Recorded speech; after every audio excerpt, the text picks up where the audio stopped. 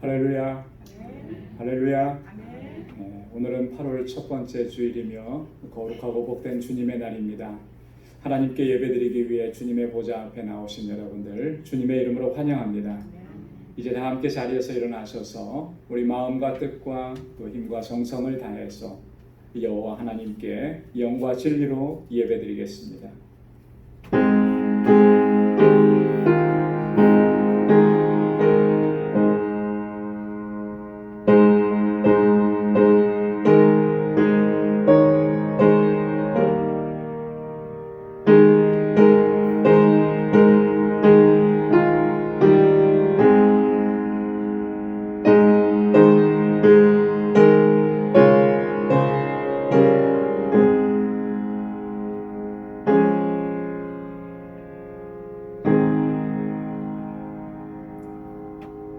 여호와께서는 그 모든 행위에 의로우시며 그 모든 행사에 은혜로우시도다. 여호와께서는 자기에게 간구하는 모든 자, 곧 진실하게 간구하는 모든 자에게 가까이 하시는도다. 여호와께서 자기를 사랑하는 자는 다 보호하시고 악인은 다 멸하시리로다. 내 입이 여호와의 영예를 말하며 모든 육체가 그의 성호를 영영히 송축할지어다. 아멘. 사랑과 은혜와 자비가 풍성하신 만군의 주 여호와 하나님 아버지, 지난 한 주간도 하나님의 크신 은혜와 사랑 가운데 저희들을 지키시고 보호하시고 인도해 주셨다가 오늘 이 거룩하고 복되게 구별하신 이 날 이 아침 하나님의 보좌 앞으로 불러주시고 이렇게 주님을 예배하고 주님을 찬양케 하시니 감사합니다. 세상에 살면서 육신의 정욕대로 살고 이생의 야망을 쫓아 살았던 저희들, 하나님의 명령과 하나님의 말씀을 마음에 새기지 못하여 늘 내 뜻대로 내 욕심대로 살았던 저희들의 모습, 이 시간 주님 앞에 고백하오니 주님 용서하여 주옵소서. 우리 주님의 그 십자가의 보혈로 우리를 깨끗하게 씻어주시고 다시 거룩하게 하시고 정결하게 하셔서 온전히 하나님을 예배하게 하시며 주님만을 찬양케 하여 주옵소서. 오늘 이 시간도 주님의 임재를 사모하며 주님의 보좌 앞에 나오니 주님 저희들의 예배를 받아주시고 오늘 우리 가운데 임하셔서 하늘의 평강으로 덧입혀 주옵소서.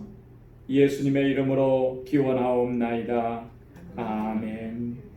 전능하사 천지를 만드신 하나님 아버지를 내가 믿사오며 그 외아들 우리 주 예수 그리스도를 믿사오니 이는 성령으로 잉태하사 동정녀 마리아에게 낳으시고 본디오 빌라도에게 고난을 받으사 십자가에 못 박혀 죽으시고 장사한 지 사흘 만에 죽은 자 가운데서 다시 살아나시며 하늘에 오르사 전능하신 하나님 우편에 앉아 계시다가 저리로서 산 자와 죽은 자를 심판하러 오시리라. 성령을 믿사오며 거룩한 공회와 성도가 서로 교통하는 것과 죄를 사하여 주시는 것과 몸이 다시 사는 것과 영원히 사는 것을 믿사옵나이다. 아멘. 자리에 앉으시기 바랍니다.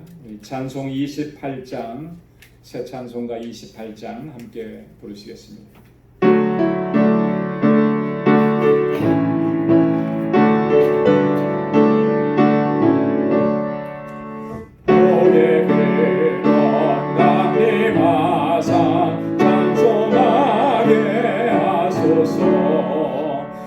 한량없이 자비하심 증량할 길 없도다. 천사들의 찬송가로 나를 가르치소서.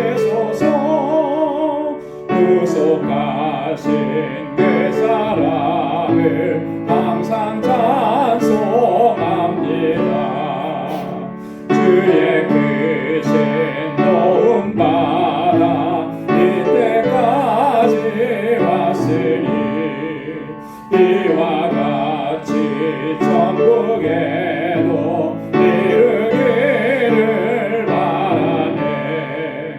하나님의 꿈을 떠나 죄에 빠져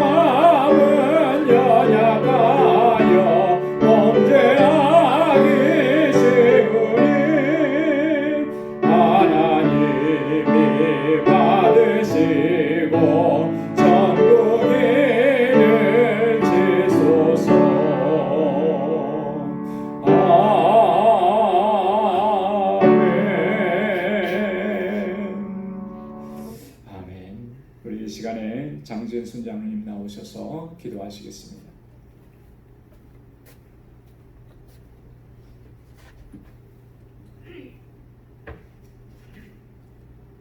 거룩하시고 자비로우시고 은혜가 충만하신 좋으신 아버지 하나님 감사합니다. 저희들을 지극히 사랑하여 주셔서 하나님의 자녀되게 해 주시고 우리 주 예수 그리스도로 말미암아 구원에 이르는 삶을 누리게 해 주시니 감사합니다. 아버지 하나님, 오늘 거룩하고 복된 8월 첫째 주일을 맞이해서 저희들 주님 앞으로 다 불러 모아 주시고 저희들 마음을 같이 하고 뜻을 다하고 힘을 다해서 하나님께 감사하며 하나님 성원을 찬양하며 예배를 드릴 수 있도록 인도하여 주심을 감사합니다. 이 가운데 성령님께서 임재하여 주셔서 저희들 한 사람 한 사람 붙들어 주셔서 저희들이 드리는 예배가 하는 보좌에 상달돼서 하나님께서 기뻐 받으시는 참된 예배가 되게 해 주시옵소서. 세우신 종 우리 목사님 붙들어 주시고 성령님이 함께 하여 주셔서 저를 통해서 주시는 말씀이 저희들에게 생명이 되게 해주시고 저희 삶의 주인이 되시는 아버지 하나님 뜻대로 항상 순종하며 살아드리는 저희 모두 되게 해주시옵소서. 이 안에서 자라나는 모든 어린 심령들에게도 함께 해주셔서 아버지 하나님 말씀으로 잘 양육받아서 아버지 신앙으로 잘 자라서 하나님께 기쁨이 되고 하나님께 쓰임받는 귀한 자녀들이 되게 해주시고 저들을 가르치는 교사와 전도사님 위에 하나님의 크신 사랑이 늘 함께 해주시고 하나님의 권능이 함께 해주셔서 저 어린 심령을 위해서 늘 깨어 기도하며 말씀으로 잘 양육하는 귀한 주의 제자들이 되게 해주시옵시길 원하고 기도드립니다. 아버지 하나님, 우리 방주교회를 지극히 사랑하시는 아버지 하나님 감사합니다. 저희 교회를 통해서 또 저 멕시코 알라메다 지역에 방주교회를 세우게 해주시고 그 지역에 죽어가는 하나님 알지 못하는 많은 사람들에게 복음을 전하게 해주시고 그래서 하나님께 구원받는 백성들이 많이 모여들 수 있도록 역사하시는 아버지 하나님 감사를 드립니다. 그 지역에서 수교하는 모든 사역자들 위해 하나님이 은총이 더하여 주시옵소서. 좋으신 아버지 하나님, 이제 말씀을 통해서 저희들이 하나님의 임재를 경험할 수 있게 해주시고 하나님께서 저희들에게 깨달음을 주셔서 하나님의 은혜가 무엇인지 깊이 깨닫게 해주시고 그동안 살아온 저희들의 삶이 정말 진정으로 하나님을 위한 삶이었는지 스스로 돌아볼 수 있게 해주시옵소서. 그래서 아버지 모든 것을 아버지 하나님 앞에 고백하고 잘못을 회개하고 미칠 때 하나님께서는 저희들을 다시 받아주시고 기쁨으로 맞이해 주시는 줄을 알고 감사를 드립니다. 아버지 하나님이 이 예배를 통해서 아버지 하나님 앞에 더 가까이 나아가게 해주시고 어지러운 세상이지만 주님만을 늘 바라보고 주님을 향해서 나아가는 저희들 모든 삶이 되게 해주시옵시길 간절히 기도하고 원합니다. 사랑하는 나의 아버지 하나님, 이 예배를 받아주시옵소서. 감사하고 우리 주 예수님 이름으로 기도드리옵나이다. 아멘.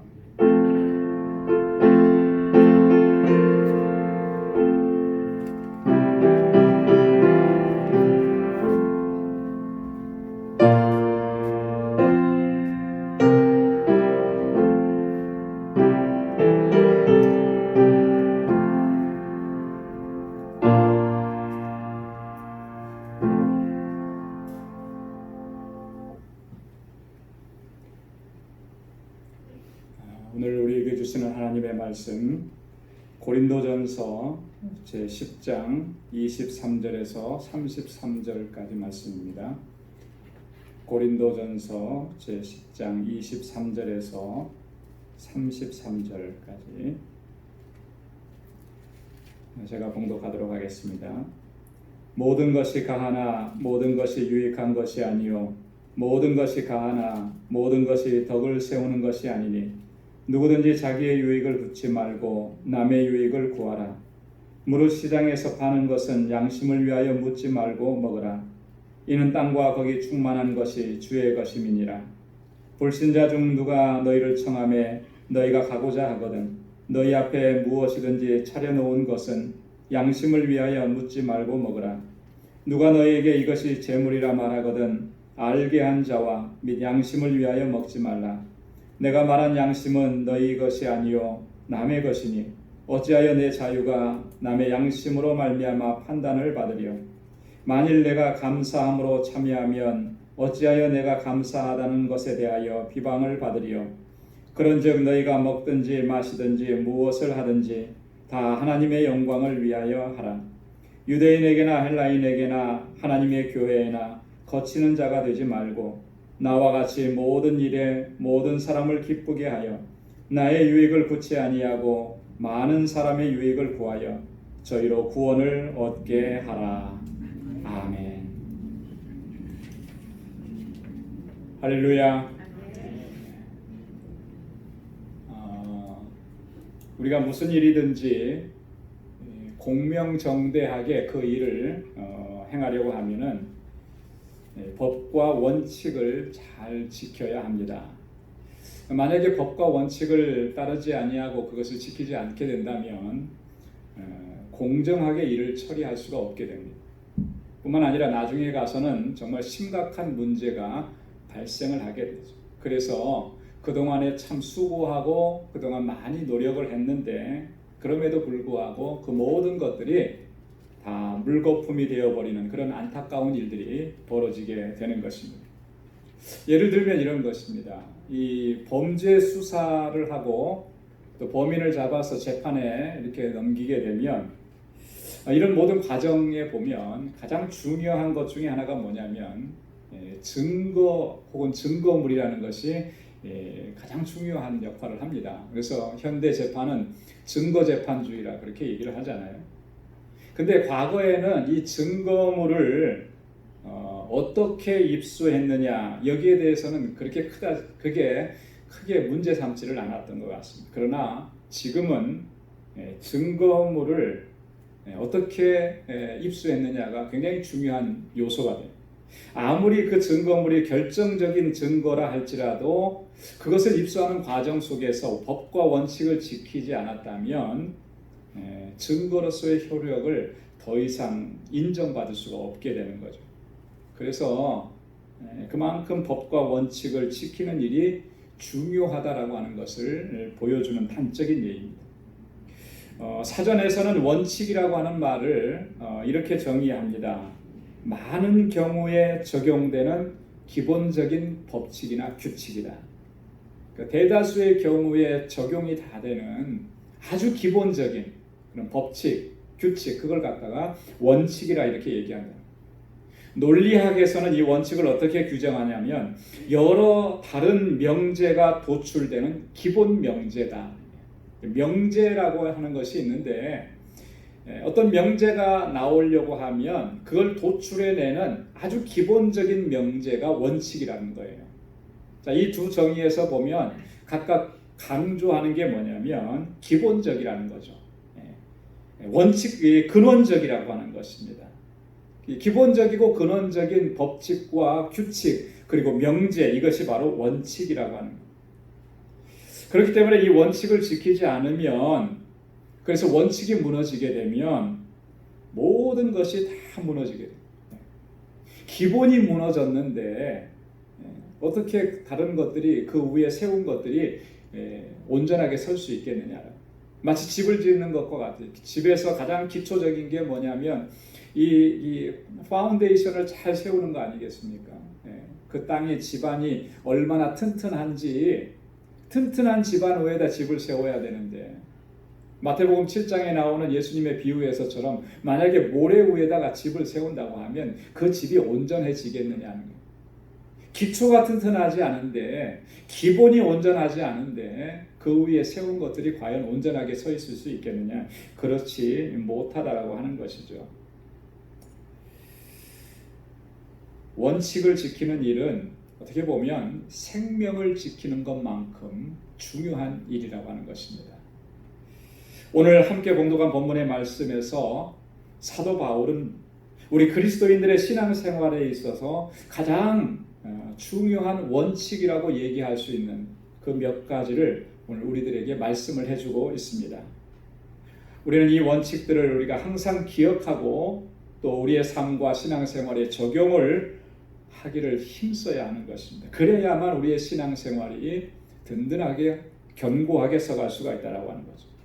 그렇게 해야만 우리의 신앙과 삶이 하나님을 기쁘시게 하고 또 하나님께 영광 돌리는 삶을 살아갈 수가 있게 된다고 하는 것입니다. 어떤 원칙을 얘기하고 있습니까? 크게 보면 두 가지를 얘기하는데요. 첫째는 덕과 유익의 원칙입니다. 오늘 23절과 24절 말씀에 바울은 이렇게 얘기합니다. 우리 한번 본문을 찾아서 같이 한번 읽어보도록 하겠습니다. 23절 24절 다 같이요. 시작. 모든 것이 가하나 모든 것이 유익한 것이 아니요 모든 것이 가하나 모든 것이 덕을 세우는 것이 아니니 누구든지 자기의 유익을 구치 말고 남의 유익을 구하라. 아멘. 모든 것이 가하나 모든 것이 유익한 것이 아니고 모든 것이 가하나 모든 것이 덕을 세우는 것이 아니다. 여기에 보면 모든 것이 가하나 이렇게 표현을 합니다. 모든 것이 가하다라고 하는 말은 모든 것을 다 할 수 있다라고 하는 거죠. 자유함에 대한 이야기입니다. 우리 그리스도인들에게는 이런 자유함이 있습니다. 하나님의 명령과 하나님의 법도와 하나님의 규례를 거역하는 것이 아니라면 모든 일들을 다 할 수 있는 자유함이 우리에게 있는 거예요. 하지만 이 자유함도 제재를 받는다라고 하는 거죠. 자유함이 있다 그래서 무엇이든지 아무 것이나 다 해도 되느냐? 그렇지 않다라고 하는 거예요. 그 자유가 제재를 받는데 어떤 경우에 제재를 받느냐 하면 덕과 유익의 원칙에 의해서 제재를 받는다라고 하는 거죠. 여러분, 이 덕과 유익이라고 하는 이 원칙이 적용되는 범위를 오늘 본문에서 바울은 뭐라고 얘기하느냐면요, 다른 나 자신이 아니라 다른 사람들에게 적용이 된다 이렇게 얘기해요. 나의 덕과 나의 유익을 위한 것이 아니라 다른 사람의 덕과 다른 사람의 유익이라는 거죠. 그래서 오늘 24절 말씀에 보면 누구든지 자기의 유익을 구치 말고 남의 유익을 구하라. 그래서 우리가 어떤 일들을 행할 때 정말 이 일이 다른 사람에게, 나와 관계된 그 사람에게 유익이 되느냐, 이것이 과연 다른 사람들에게 덕을 끼치는 것이 되느냐, 이것을 늘 기억하라는, 이게 우리 그리스도인들의 삶과 신앙생활의 원칙이라고 하는 것입니다. 그런데 과연 우리의 모습은 어떠냐라고 하는 거죠. 우리가 어떤 일들을 행할 때 사실 거의 본능적으로 이것이 내게 유익이 되는지, 혹은 내게 유익이 된다면 얼마만큼 유익이 되는지, 이것을 먼저 판단하고 우리가 먼저 계산하고 그리고 나서 행동하지 않느냐. 만약에 이 일들이 내게 유익이 된다고 판단하면 무슨 일이 있어도 지체 없이 아마 그 일들을 할 겁니다. 그런데 만약에 내게 유익이 되지 않는다고 판단하면 사람들이 아무리 나에게 설득하고 권면하고 한다 그래도 좀처럼 쉽게 마음이 움직여지지 않는 거죠. 비록 그 일이 좋은 일이고 선한 일이고 그런 일이라 할지라도 좀처럼 잘 안 움직여져요. 왜냐하면 본능적으로 우리는 그 일을 통해서 먼저 이해 득실을 판단하고 계산해 보기 때문에 그런 것입니다. 아마도 어느 정도는 우리가 다 인정하지 않을 수 없는 그런 모습일 것입니다. 하지만 오늘 하나님께서는 사도 바울을 통해서 우리에게 권고하시기를 자기의 유익을 구하지 말고 다른 사람의 유익을 구하라고 이렇게 말씀합니다. 이것이 곧 신앙생활의 원칙이고 하나님께서 기뻐하시는 일이고 하나님께서 영광을 받으시는 삶이라고 하는 것을 말씀해 주고 있습니다. 우리 고린도전서 13장 4절부터 7절까지 말씀을 보면 사랑의 속성에 대해서 자세하게 기록을 해놓고 있습니다. 그런데 이 말씀도 자세히 살펴보면 결국 사랑이라는 것이 뭐냐, 그 사랑의 정말 핵심적인 요소가 뭐냐, 오늘 본문에서 말씀하고 있는 것처럼 다른 사람들의 유익을 구하는 것이다. 여러분, 이 사랑이라고 하는 것이 누군가를 사랑한다라고 했을 때 그 핵심적인 요소가 뭐냐면 상대방의 유익인 거예요. 내가 잘 되고 내가 뭐 유익을 얻고 내가 성공하고 이런 마음을 가지고서 누군가에게 행하는 것은 그거는 진정한 사랑의 모습이 아니라는 거죠. 진정한 사랑은 상대방의 유익을 구하는 것입니다. 그래서 그 내용을 보면 이렇게 기록되어 있죠. 사랑은 오래 참고 사랑은 온유하며 투기하는 자가 되지 아니하며 사랑은 자랑하지 아니하며 교만하지 아니하며 무례히 행치 아니하며 자기의 유익을 구치 아니하며 성내지 아니하며 악한 것을 생각지 아니하며 불의를 기뻐하지 아니하며 진리와 함께 기뻐하고 모든 것을 참으며 모든 것을 믿으며 모든 것을 바라며 모든 것을 견디느니라. 할렐루야. 사랑은 오래 참는 거예요. 오래 참. 왜 참아줍니까? 왜 기다려줍니까? 나를 위해서, 나 자신을 위해서? 물론 그럴 수도 있겠지만 본질적으로는 상대방을 위해서 참아주고 기다려주는 거예요. 자랑하지 않는다 그랬습니다. 여러분, 자랑하는 것은 결국 누구를 자랑하는 거예요? 나를 자랑하는 거잖아요. 내 유익을 위해서 자랑하지 않는 거예요. 무례히 행치 않습니다. 상대방을 존중해 줍니다. 자기의 유익을 구치 않습니다. 상대방의 유익을 구하는 것. 모든 것을 참고 모든 것을 믿고 모든 것을 바라고 모든 것을 견디는 것. 상대방을 위한 것이죠. 그게 바로 사랑이라고 하는 것입니다. 다른 사람의 유익을 구하는 자세. 그것이 바로 사랑이라. 우리가 매사에 덕과 유익을 구하는 이 신앙의 원칙을 늘 견지하고 힘쓴다면 우리 자신뿐만 아니라 우리가 속한 이 신앙 공동체가 지금보다는 훨씬 더 하나님을 기쁘시게 하고 또 하나님께서 영광 받으시는 모습으로 변화되어 나갈 줄로 믿습니다. 그리고 더 나아가게 되면 그런 모습으로 살아갈 때 세상을 변화시킬 수가 있는 거예요. 세상 가운데 그리스도의 생명을 온전하게 전하는 이 사명을 감당할 수가 있다라고 하는 것이죠. 덕과 유익을 끼칩니다. 나와 함께한 사람들에게 덕을 끼치고 나와 함께한 사람들의 유익을 위해서 우리가 우리 자신을 그곳에 헌신할 때 이 공동체가 아름답게 되는 것이고 변화가 일어나게 되는 것이죠. 그래서 교회는 세상을 향해서 하나님의 이 생명의 복음을 전하기에 넉넉하게 감당할 수 있는 그런 공동체가 되도록 하나님께서 이끌어 주실 줄로 믿습니다. 두 번째 원칙은 뭐냐면 하나님의 영광을 위하는 원칙이라는 거예요. 31절 말씀 우리 한번 같이 보겠습니다. 31절 다 같이요. 시작. 그런즉 너희가 먹든지 마시든지 무엇을 하든지 다 하나님의 영광을 위하여 하라. 아멘.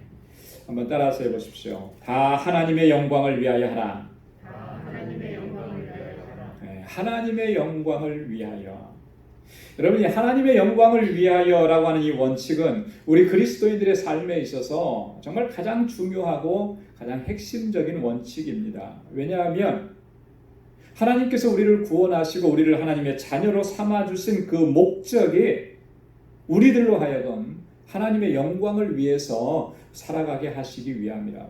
성경은 반복해서 우리에게 그것을 가르쳐주고 말씀하고 있기 때문에 하나님은 우리를 통해서 영광 받으시기를 원하시는 줄로 믿습니다. 그래서 시편을 읽어보면 시편 기자들은요 한결같이 우리들을 향해서 하나님께 영광 돌리라고 그렇게 권고하고 있는 것을 볼 수가 있습니다.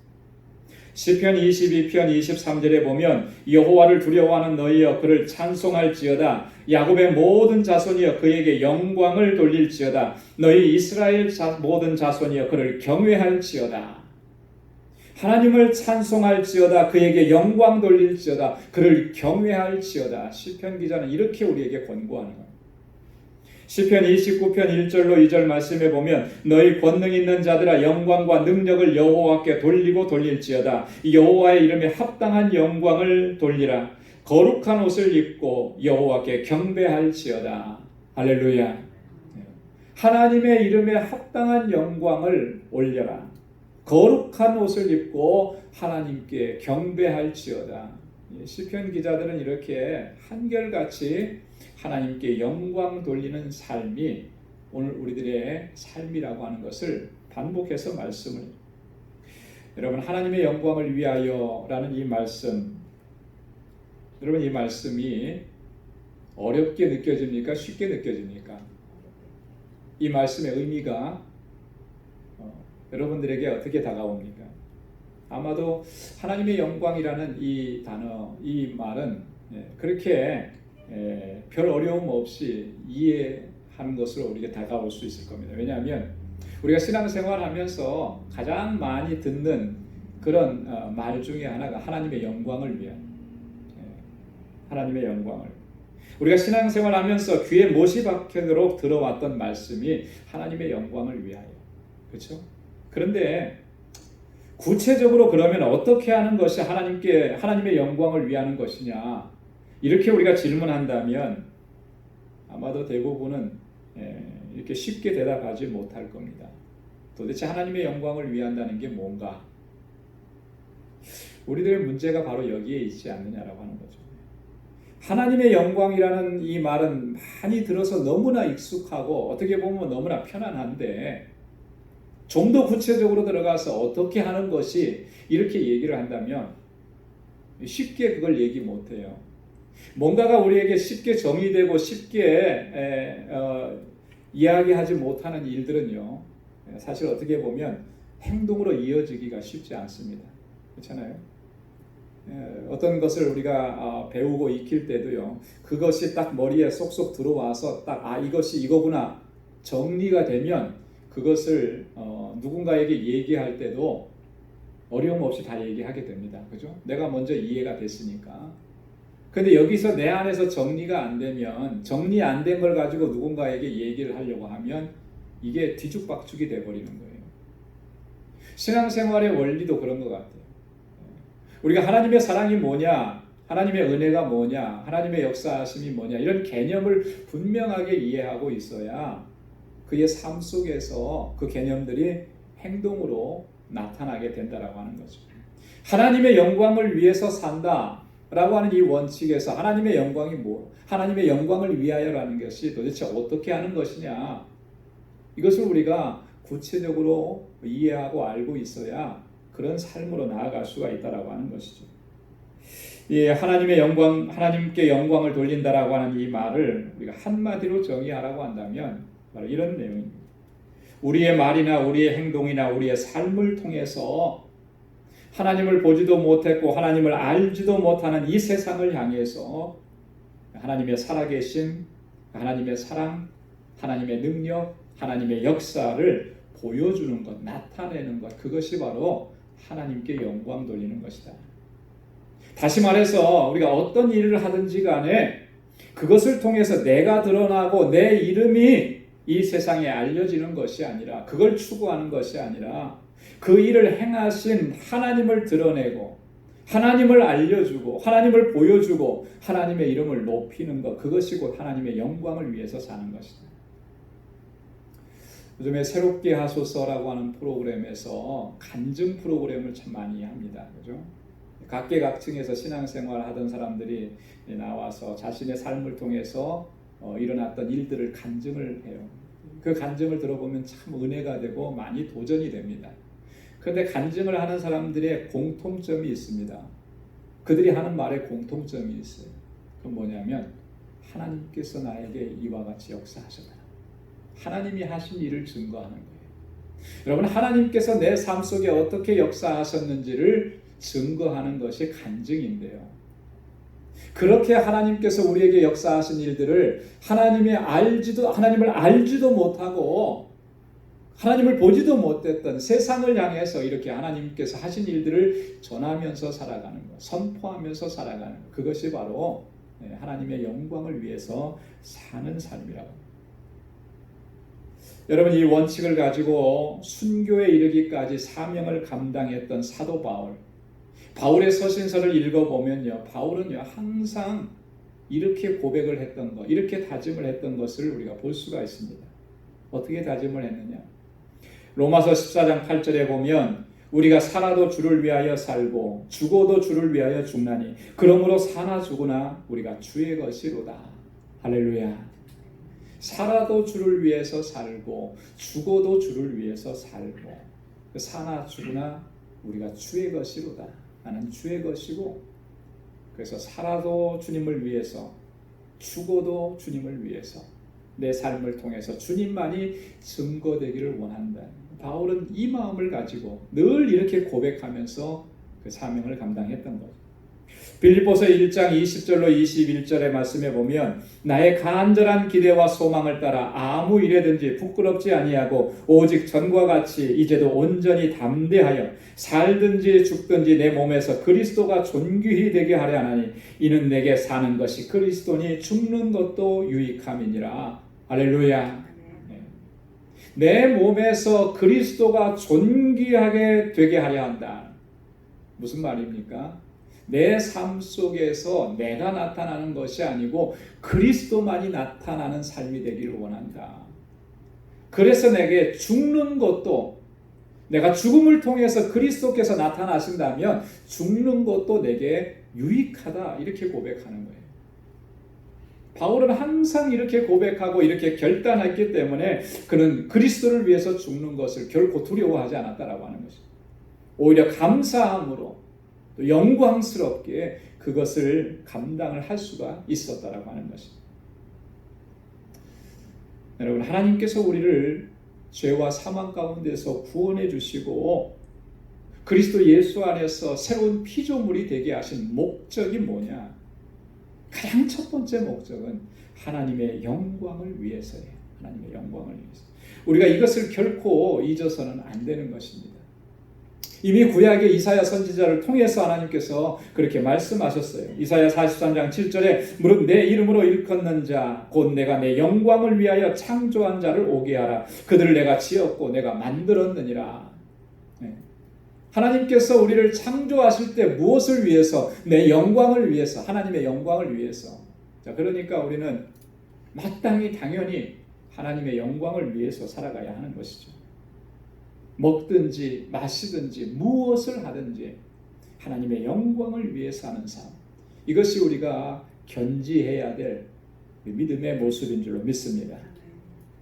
그런데 오늘 본문 말씀을 보면 사도 바울은 하나님의 영광을 위해서 사는 삶이 그러면 구체적으로 어떻게 하는 것인가, 좀 더 구체적으로 우리에게 증명을 하는 것, 증거하고 있습니다.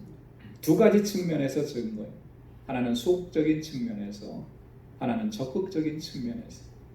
먼저 소극적인 측면에서 우리가 하나님의 영광을 위해서 어떻게 살아야 하는가? 거치는 자가 되지 말라, 이렇게 말씀합니다. 한번 따라서 해보십시오. 거치는 자가 되지 말라. 거치는 자가 되지 말라. 32절 말씀에 보면 유대인에게나 헬라인에게나 하나님의 교회에나 거치는 자가 되지 말고, 그렇게 누구에게든지 거치는 자가 되지 말라. 걸림돌이 되게 하지 말라. 실족해 하는 일이 있어서는 안 된다라고 하는 거예요. 여러분, 우리가 누군가를 우리 예수 믿는 사람들인데요, 그죠? 신앙생활, 하나님을 섬기고 하나님을 예배하는 사람들인데 누군가에게 누군가를 실족해 하는 일들을 내가 행한다. 내가 걸림돌이 되어서 누군가가 나에게 걸려서 넘어지게 만든다. 그러면 결국 그걸 통해서 어떤 일이 일어나게 되는 거예요? 하나님의 영광이 가려지게 되는 일들이 일어나게 되는 거예요. 내가 자유함이 있다고 했습니다. 자유함이 있는데 그 자유함은 앞에서 말씀드린 덕과 유익의 원칙에 의해서 제재를 받는다 그랬는데 제재를 받지 아니하고 그냥 그 자유함을 마음대로 누려요. 그러면은 그것 때문에 또 여러 사람들이 시험에 들고 거치게 되고 걸려서 넘어지게 되는 이런 일들이 벌어져요. 이런 일들이 일어나지 않도록 항상 주의하고 조심해야 된다. 그것이 하나님의 영광을 위해서 사는 소극적인 측면입니다. 그래서 우리가 우리 자신을 늘 살펴봐야 돼요. 내가 하는 말이나 내가 하는 행동이나 내가 어떤 일들을 행했을 때 이것이 설령 다른 사람들을 거치게 하고 넘어지게 하고는 그런 걸림돌이 되지는 않는지. 그래서 사도 바울은요, 고린도전서 8장 9절에 그렇게 권면했습니다. 그런즉 너희 자유함이 약한 자들에게 거치는 것이 되지 않도록 조심하라. 여러분, 우리가 신앙생활을 하면서 어떤 사람들은 그래요. 자기는 믿음이 좋다고 스스로가 자랑해요. 그러면서 뭐든지 다 합니다. 그런데 본인은 그렇게 다 할 수 있을지 모르는데 그것 때문에 누군가는 상처 입고 누군가는 시험에 들고 누군가는 고민이 생기고 누군가는 그것 때문에 고통스러워한다면 과연 그 사람이 내가 정말 모든 것을 다 할 수 있는 자유함이 있고 내 믿음이 좋다라고 하는 것이 정말 좋은 것인가? 결코 그렇게 얘기할 수 없다라고 하는 거죠. 고린도전서 8장 13절에 보면 바울이 또 그렇게 고백합니다. 그러므로 만일 식물이 내 형제로 실족해 하면 나는 영원히 고기를 먹지 아니하여 내 형제를 실족치 않게 하리라. 여러분, 이거 대단한 결단이에요. 대단한 결단. 내가 어떤 일들을 해가 먹는 거에 관한 문제인데 내가 이것을 먹는 것들이 누군가가 그것을 봤을 때 실족해서 넘어지게 만드는 것이었다면 나는 평생토록 영원토록 고기 먹지 않겠다. 그거 포기하겠다라고 하는 거예요. 할 수 있지만 포기하겠다는 거예요. 왜냐하면 그것보다 더 중요한 것은 내 형제가, 내 자매가, 내 이웃이 실족당하게 만드는 일, 그런 일들이 없어야 되기 때문에 그게 더 중요한 일이기 때문에 바울이 이렇게 결단을 한 것이죠. 나로 인해서 다른 사람들이 실족하여 넘어지게 하는 일이 발생하지 않도록 우리가 늘 나 자신을 살피고 조심하고 주의하는 것, 이것이 결국 소극적인 측면에서 하나님의 영광을 위하는 것이다. 그럼 적극적인 측면에서는 뭐냐? 33절 말씀 우리 한번 같이 읽어보겠습니다. 33절 말씀 다 같이요. 시작. 나와 같이 모든 일에 모든 사람을 기쁘게 하여 나의 유익을 구치 아니하고 많은 사람의 유익을 구하여 저희로 구원을 얻게 하라. 아멘. 적극적인 측면에서 하나님께 영광을 돌리는 것은요, 구원을 얻게 하는 것이랍니다. 구원을 얻게 하는 것. 한번 따라서 해보시기 바랍니다. 구원을 얻게 하라. 구원을 얻게 하라. 구원을 얻게 하라. 구원을 얻게 하라. 모든 사람을 기쁘게 하고 나의 유익을 구치 않고 많은 사람의 유익을 구한, 그렇게 하는 목적이 뭐냐라고 하는 거예요. 그저 그 사람에게 좋은 것, 내가 좋은 인상 펼쳐주고 그 사람이 조금 더 나은 삶을 살게 하는 것, 그게 목적이냐? 그게 아니라는 거예요. 그로 인해서 그 사람이 하나님의 구원에 이르게 되는 것이, 그것이 목적이라고. 하나님께 영광을 돌리는 것이라고 하는 것은 바로 여기에 있어요. 우리의 모든 삶을 통해서 아직 하나님을 알지 못하는 사람들이 하나님을 알게 되고, 그죠? 하나님의 구원하심을 받지 못했던 사람들이 하나님의 구원하심을 얻게 돼요. 그래, 우리의 모든 일상의 삶과 모든 사역들이 이렇게 하나님의 구원하심에 초점이 맞춰지는 것, 그것이 바로 하나님께 영광 돌리는 삶이라고. 하나님께서 그 일들을 통해서 구원의 역사를 이루어 주시기를 간절하게 기대하고 소망하고, 우리에게 주어진 삶을 그래서 최선을 다해서 살고, 우리에게 맡겨주신 사명을 그래서 사명감을 가지고 이 사역들을 감당해 나아가야 한다라고 하는 것입니다.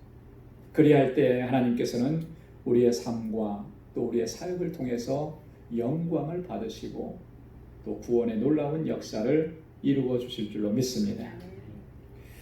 사랑하는 성도 여러분, 오늘 우리는 본문의 말씀을 통해서 우리가 신앙생활하면서 어떠한 원칙을 가지고 살아가야 하는지 잠시 묵상을 했습니다.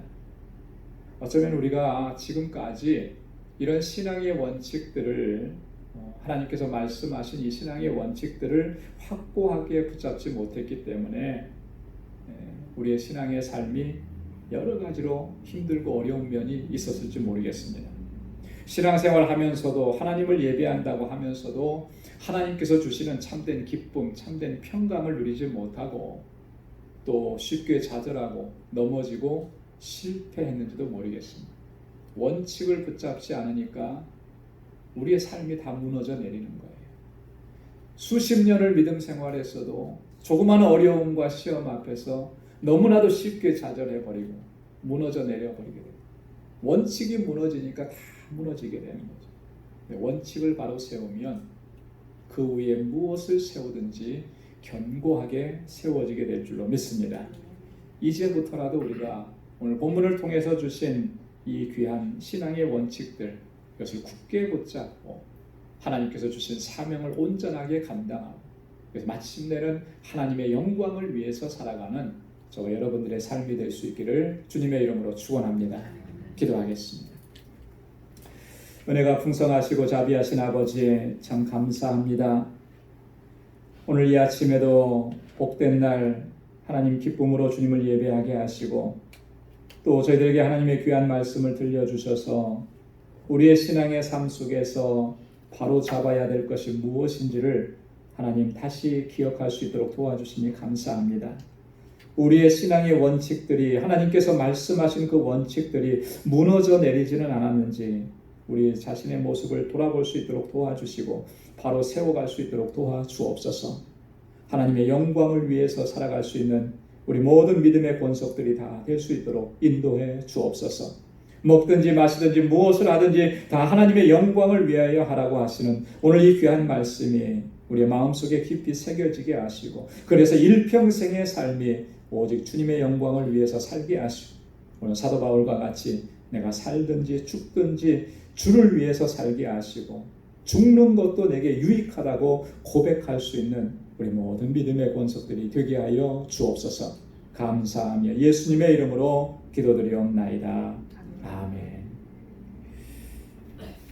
우리 찬송 356장 새 찬송가 216장 부르시면서 준비하신 예물을 하나님께 드리겠습니다.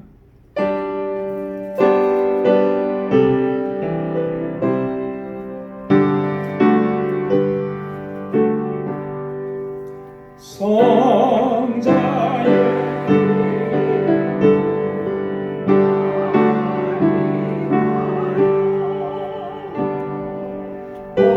어리신 그 사랑 고마워라.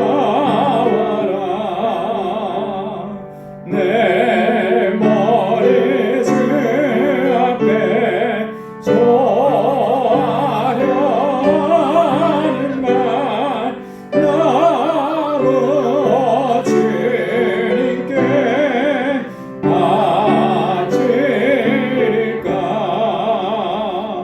지금도 날 위해 간구하신 이 어떤 믿음이 나옵나니 주님의 참사랑 고맙고 놀라와 찬송과 기도를 쉬지 않네. 주님의 십자가 나도 지고 진실한 믿음과 마음으로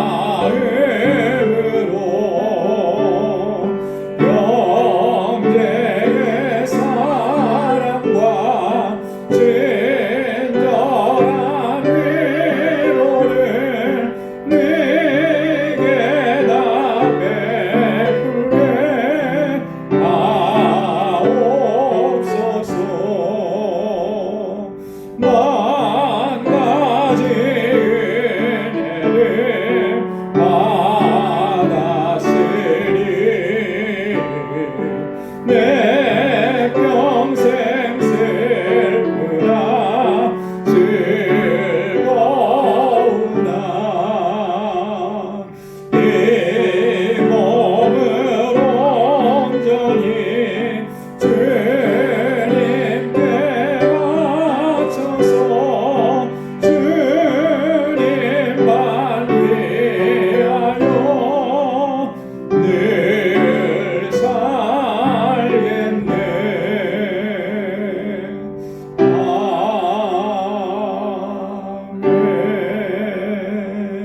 아멘. 나 가진 모든 것 다 주의 것이니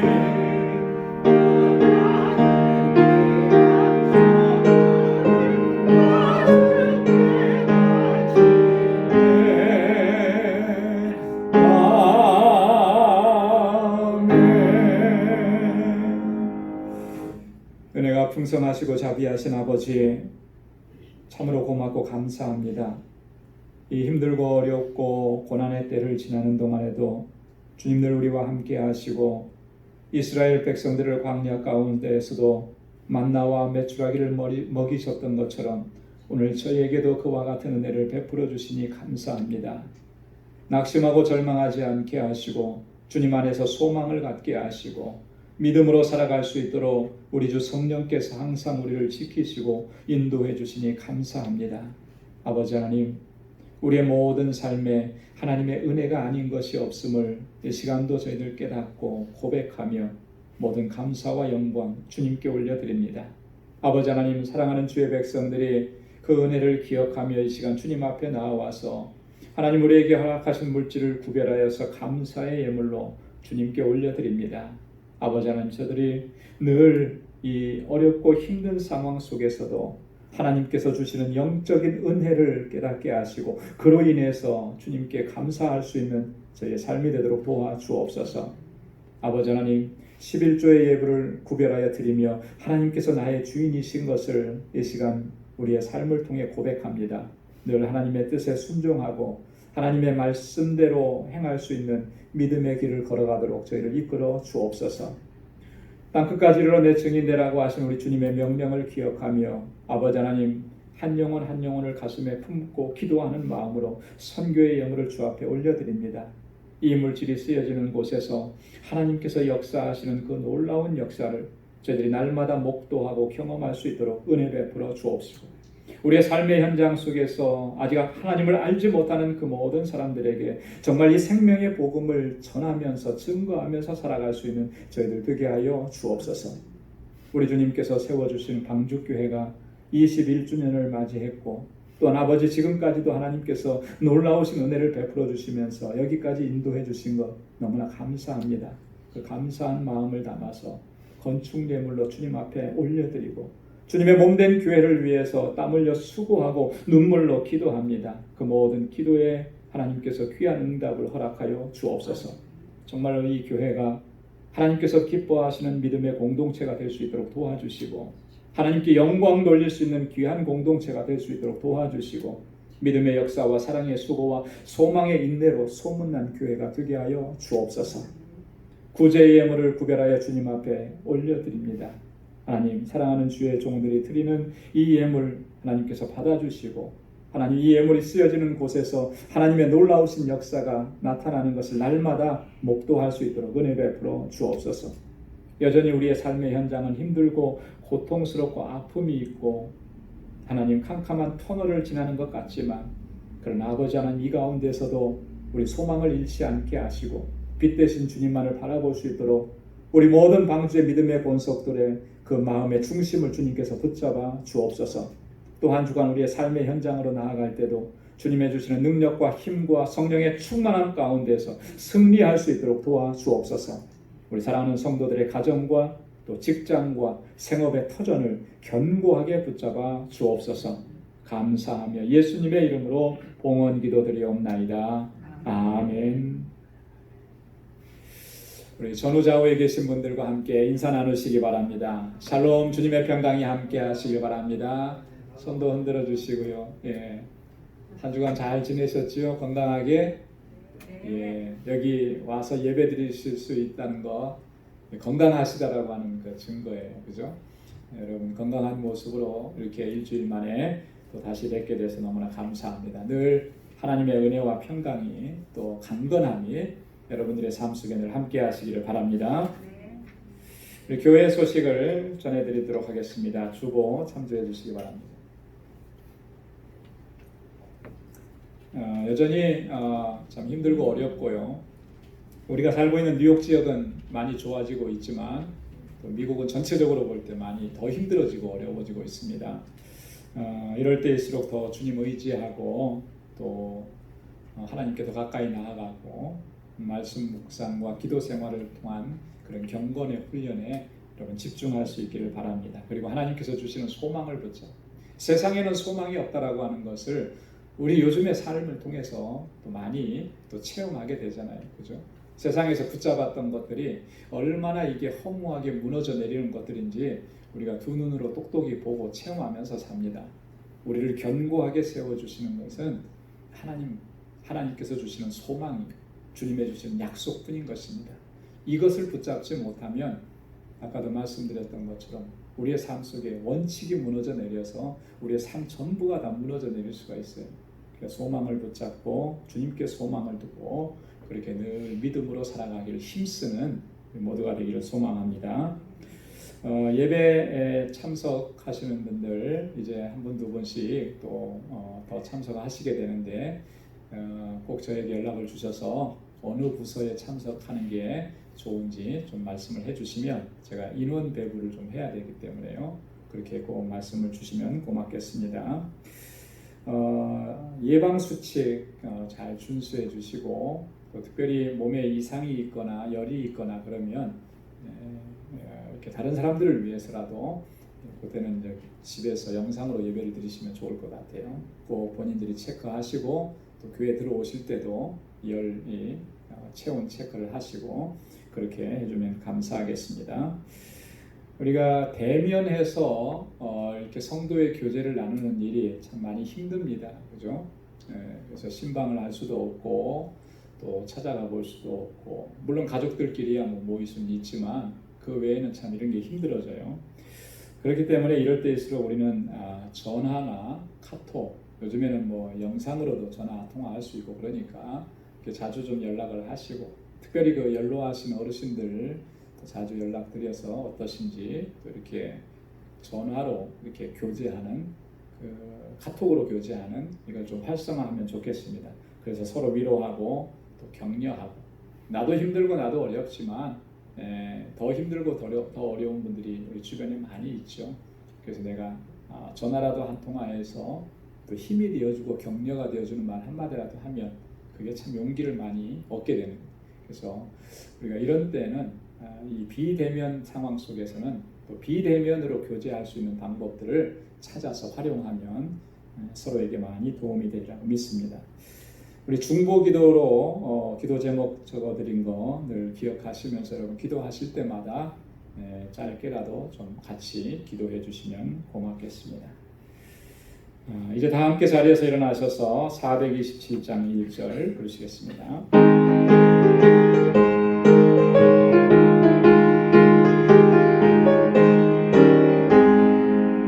내가 매일 기쁘게 순례의 길 행하는 주의 팔이 나를 안보하며 내가 주의 큰 복을 잡는 참된 비결은 주의 영이 함께함이라 성령이 계시네 할렐루야 함께하시네 좁은 길 걸으며 밤낮 기뻐하는 것 주의 영이 함께함이라. 아멘. 이제는 우리 주 예수 그리스도의 무한하신 은혜와 하나님 아버지의 크고 놀라우신 사랑과 성령의 위로 교통 충만하심의 역사가 우리의 일평생토록 하나님의 영광을 위해서 살아가기로 결단하고 다짐하는 우리 방주의 모든 믿음의 권속들과 또 저들의 가정과 직장과 생업의 터전과 학업 위에 이제로부터 영원까지 함께 하시기를 간절히 축원하옵나이다. 아멘.